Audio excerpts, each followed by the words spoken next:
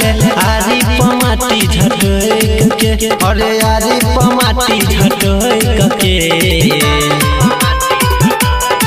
किया हो धान रोपाई छई भैया के साली कमर में ओढ़नी लपेट के आहो धान रोपाई छई भैया के साली कमर में ओढ़नी लपेट के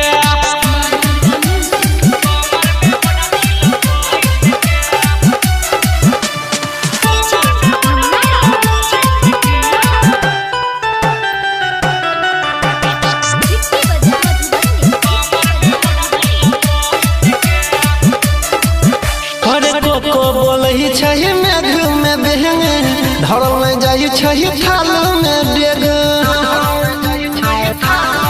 किया हो ऐसन दिन लगै छई माजा घरे में बैठ के पिया गाजा ई सब बात दिमाग से हटा ले जल्दी जल्दी दोनों हाथ चला दे बिया उखाड़े समय टके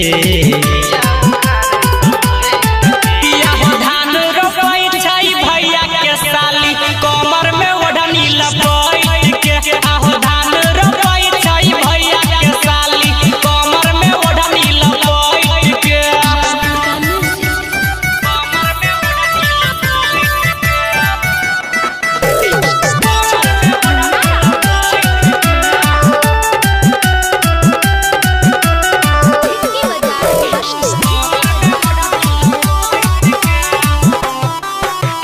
कहे छो यादव अनिल रे छोरा सचो में कनियो दिमाग नहीं छो तोरा